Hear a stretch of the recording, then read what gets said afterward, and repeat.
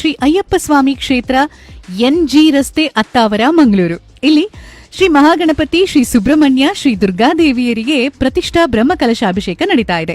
19ನೇ ತಾರೀಕಿನಿಂದ 23ನೇ ತಾರೀಕಿನವರೆಗೆ ಕಾರ್ಯಕ್ರಮಗಳು ನಡೀತಾ ಇದೆ. ಇದರ ಬಗ್ಗೆ ಮಾಹಿತಿಯನ್ನು ನೀಡೋದಕ್ಕೆ ಕಾರ್ಯಾಧ್ಯಕ್ಷರಾಗಿರುವಂತಹ ಶ್ರೀಯುತ ಗೋಕುಲ್ ದಾಸ್ ಅವರು ನಮ್ಮ ಜೊತೆ ಇದ್ದಾರೆ. ಅವ್ರನ್ನ ನಮ್ಮ ಶೋಗೆ ವೆಲ್ಕಮ್ ಮಾಡ್ತಾ ಇದ್ದೀನಿ. ನಮಸ್ತೆ sir, welcome to the show. ಕಾರ್ಯಕ್ರಮದ ಬಗ್ಗೆ ಒಂದಿಷ್ಟು ಮಾಹಿತಿಯನ್ನ ನೀಡಬಹುದಾ? ನಮಸ್ತೆ ಮೇಡಮ್, ಇದು ನಮ್ಮ ಅತ್ತಾವರದಲ್ಲಿರುವ ಅಯ್ಯಪ್ಪ ಸ್ವಾಮಿ ಕ್ಷೇತ್ರ. ಇದು ಸುಮಾರು 65 ವರ್ಷಕ್ಕಿಂತಲೂ ಅಧಿಕ ಇತಿಹಾಸ ಹೊಂದಿದೆ. ಇಲ್ಲಿ 1961ರ ಸಮಯದಲ್ಲಿ ಸಣ್ಣ ಗುಡಿಯನ್ನು ಕಟ್ಟಿ ಇತ್ತು.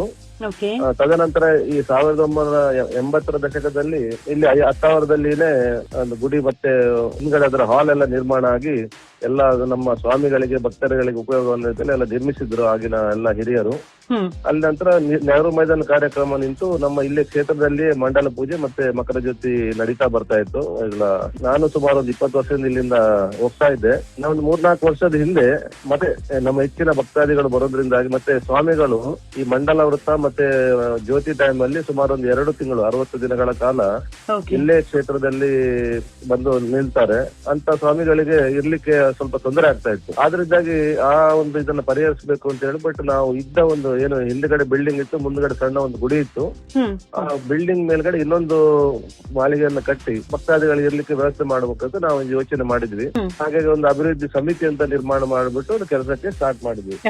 ಅಂತ ಸಂದರ್ಭದಲ್ಲಿ ಕೆಲಸ ಸ್ಟಾರ್ಟ್ ಮಾಡುವಾಗ ನಮ್ಗೆ ಯಾಕೋ ಕಟ್ಟಡ ತುಂಬಾ ಹಳೇದಾಗಿದ್ರಿಂದಾಗಿ, ಆಮೇಲೆ ಸ್ವಲ್ಪ ಅಲ್ಲಿ ಸಮಸ್ಯೆಗಳಿದ್ದಾಗಿ ಒಂದು ಅಲ್ಲಿ ಊಟ ಆಗ್ಲಿ ಅಥವಾ ಏನಾದ್ರು ಅನ್ನದಾನ ಎಲ್ಲದಕ್ಕೆ ಬರುವಾಗ ಅಷ್ಟೊಂದು ಅದರ ಮೇಲೆ ಲೋಡ್ ಬೀಳ್ತದೆ ಅಂತ ಹೇಳ್ಕೊಂಡು ಇನ್ನೊಂದು ಸ್ವಲ್ಪ ಅದನ್ನ ಬೇರೆ ಟೆಕ್ನಿಕಲ್ ಯಾರಾದ್ರೂ ಸ್ವಲ್ಪ ತೋರಿಸಿದ್ವಿ.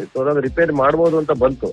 ಅದೇ ಸಂದರ್ಭದಲ್ಲಿ ಇದೇ ಕಮಿಟಿಯಲ್ಲಿ ನಾವು ಚರ್ಚೆ ಮಾಡ್ತಿರುವಾಗ ಯಾಕೆ ಒಂದು ಪ್ರಶ್ನೆ ಇಡಬಾರದು ಈ ಒಂದು ಸಂದರ್ಭದಂತ ಒಂದು ವಿಚಾರ ಬಂತು.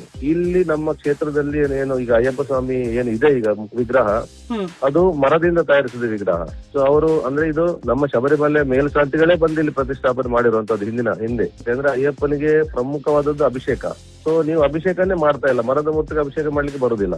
ಆದ್ರೆ ನೀವು ಅಭಿಷೇಕನೇ ಮಾಡ್ತಾ ಇಲ್ಲ, ಅಯ್ಯಪ್ಪನಿಗೆ ಅತ್ಯಂತ ಪ್ರಿಯವಾದದ್ದು ಅಭಿಷೇಕವನ್ನು ನೀವು ಮಾಡ್ಲೇಬೇಕು. ಅದರಿಂದಾಗಿ ನೀವು ಮೂರ್ತಿಯನ್ನ ನೀವು ಈ 4 ದಿನಗಳು ನಿನ್ನೆ ಬೆಳಿಗ್ಗೆ ಹಿಡಿದು 23 ಗುರುವಾರ ತನಕ ಸಾಯಂಕಾಲ ತನಕ ನಿರಂತರ ಅನ್ನದಾನ, ಬೆಳಿಗಿನ ತಿಂಡಿ ಇರ್ಬೋದು, ಮಧ್ಯಾಹ್ನ ಊಟ ಅನ್ನದಾನ ಇರ್ಬೋದು, ಸಾಯಂಕಾಲ ತಿಂಡಿ ಮತ್ತೆ ರಾತ್ರಿ ಅನ್ನದಾನ ಇದು ನಿರಂತರ ನಡೀಲಿಕ್ಕಿದೆ ಇಲ್ಲಿ.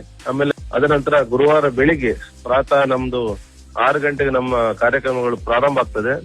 ಪ್ರಸಾದ ಪ್ರತಿಷ್ಠೆ, ಶಿಖರ ಕಲಶ ಮತ್ತೆ ರತ್ನನ್ಯಾಸ ಪೀಠ ಪ್ರತಿಷ್ಠೆ ನಡೀಲಿಕ್ಕಿದ್ದು ಸುಮಾರು 7:30ರಿಂದ 9:30ರ ಸಮಯದಲ್ಲಿ ಶ್ರೀ ಅಯ್ಯಪ್ಪ ಸ್ವಾಮಿಗೆ ಬ್ರಹ್ಮಕುಂಭಾಭಿಷೇಕ ಮತ್ತೆ ಪರಿಕ ಕಲಶಾಭಿಷೇಕ ಪ್ರಸನ್ನ ಪೂಜೆ ನಡೀಲಿಕ್ಕಿದೆ. ಆಮೇಲೆ ಮಧ್ಯಾಹ್ನ ಮಹಾಪೂಜೆ, ಅನ್ನ ಸಂತರ್ಪಣೆ ಎಲ್ಲ ನಡೀಲಿಕ್ಕಿದೆ. ನಾಳೆ ಅದು 23 ಗುರುವಾರ ಅಂದ್ರೆ ಕೊನೆಯ ದಿವಸ ಸಾಯಂಕಾಲ ಕೂಡ ನಮ್ಮ ಪರಮ ಪೂಜ್ಯ ಶ್ರೀ ಯೋಗಾನಂದ ಸರಸ್ವತಿ ಸ್ವಾಮೀಜಿ ಅವರು ಆಗಮಿಸಲಿಕ್ಕಿದ್ದಾರೆ. ಸಭಾ ಕಾರ್ಯಕ್ರಮ ಇದೆ. Thank you so much sir. ನಿಮ್ಮ ಕಾರ್ಯಕ್ರಮಕ್ಕೆ ಶುಭವಾಗ್ಲಿ ಅಂತ 92.7 ಬಿಗ್ ಎಫ್ ಎಂ ಮುಖಾಂತರ ನಾನು ಕೂಡ